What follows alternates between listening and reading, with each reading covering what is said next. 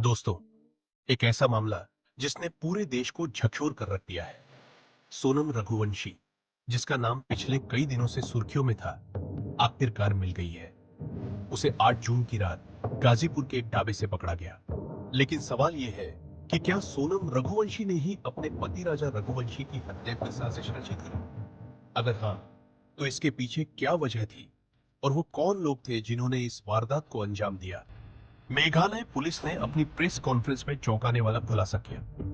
Police के मुताबिक सोनम ने ही सुपारी देकर राजा की हत्या करवाई। इस हत्या के पीछे वजह बताई गई सोनम का इंदौर के ही एक युवक राज कुशवाहा से कथित संबंध। इस मामले में अब तक 4 गिरफ्तारियां हो चुकी हैं। पूरा देश हैरान है और पूछ रहा है कि अगर सोनम को शादी नहीं करनी थी तो उसने इतनी खौफनाक साजिश क्यों रची? क्या वाकई रिश्तों में इतना धोखा छिपा हो सकता है? ये कहानी शुरू होती है 1 अक्टूबर को, रामनवमी के दिन। रघुवंशी समाज का एक भंडारा था। इस मौके पर समाज के शादी योग्य युवक युवतियों की जानकारी रजिस्टर में दर्ज की जाती है। सोनम के परिवार ने इसी रजिस्टर में राजा रघुवंशी की डिटेल्स देखी। लड़का इंदौर का था, काम अच्छा था और परिवार को पसंद आ गया। बातचीत आ गई, लड़का लड़की मिले और रिश्ता तय हो गया। लेकिन राजा ने एक बार अपनी मां से कहा कि सोनम शायद उनमें ज्यादा दिलचस्पी नहीं ले रही। राजा उसे फोन करता था, लेकिन सोनम अक्सर बात करने से बचती थी। जब राजा की मां ने सोनम से पूछा, तो उसने ऑफिस में व्यस्त होने का बहाना बताया। ये बात उस वक्त आई गई हो गई। 10 मई को राजा और सोनम की शादी हो गई। राजा हनीमून के लिए कश्मीर जाना चाहता था, लेकिन पहलगाम में हुए हादसे के कारण उनका प्लान टल गया।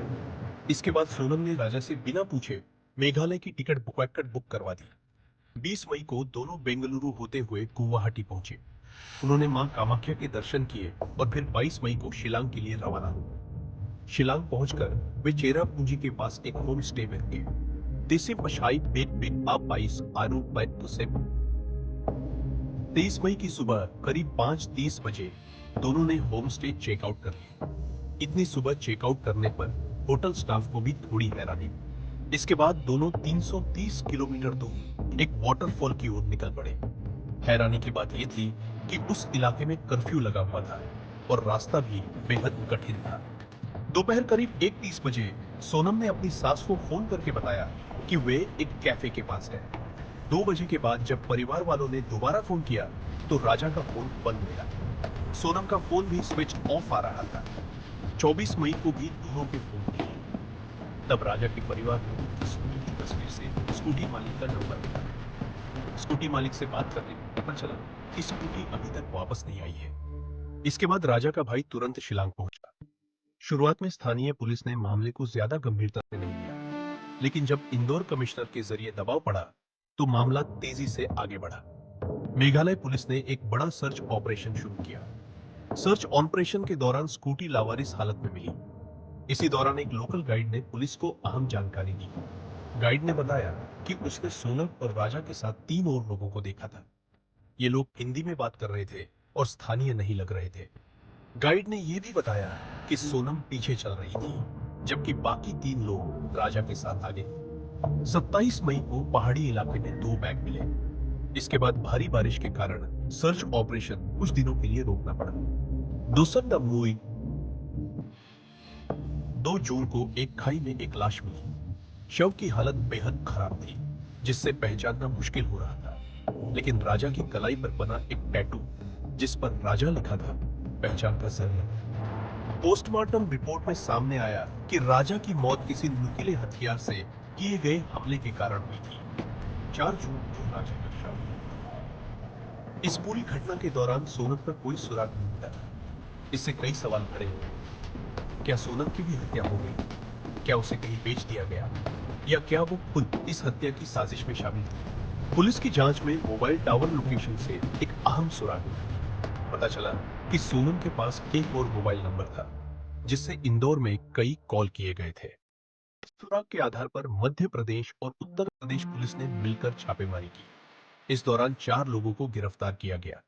इनके नाम हैं राज कुशवाहा, विशाल चौहान, आकाश राजपूत और आनंद कुर्मी। और फिर 8 जून की रात गाजीपुर में एक ढाबे पर एक लड़की वो काले कपड़ों में थी, बाल बिखरे हुए थे और चेहरे से बेहद परेशान लग रही थी। उसने ढाबे वाले से फोन मांगा और अपने भाई को कॉल किया। फोन पर बात करते करते वो फूट फूट कर रोने लगी। भाई ने ढाबे वाले से कहा कि पुलिस को बुलाओ। पुलिस मौके पर पहुंची और लड़की ने खुद को सोनम रघुवंशी बताया। राजा का भाई साफ तौर पर कह रहा है कि सोनम भी इस पूरे मामले की मुख्य आरोपी है। वहीं सोनम के पिता का कहना है कि ये एक साजिश है। पुलिस उनकी बेटी को फंसा रही है और वे इस मामले की सीबीआई जांच चाहते हैं। अगर सोनम निर्दोष थी तो उसने राजा की मौत के बाद 17 दिनों तक किसी को फोन क्यों नहीं किया? वो कहां छिपी हुई थी? इस मामले में गिरफ्तार किए गए सभी आरोपी इंदौर के ही क्यों? क्या उनका सोनम या राज कुशवाहा से कोई कनेक्शन है? मेघालय का ट्रिप राजा से बिना पूछे क्यों बुक किया गया? क्या ये पहले से सोची समझी साजिश का हिस्सा था? वाटरफॉल जैसी सुनसान और अनसेफ जगह क्यों चुना गया? क्या ये हत्या के लिए सही थी? अब तक की पुलिस जांच और परिस्थिति जन्य साक्ष्य यही इशारा करते हैं कि सोनम इस मामले में संदिग्ध है। हालांकि अंतिम फैसला न्याय प्रक्रिया और सबूतों के आधार पर ही लिया जाएगा, लेकिन इस केस ने कई गंभीर सवाल खड़े कर दिए हैं। रिश्तों में भरोसे की क्या जगह बची है और शादी जैसे जीवन के अहम फैसले में पारदर्शिता कितनी जरूरी है? ये सवाल आज हर किसी के मन में गूंज रहे हैं।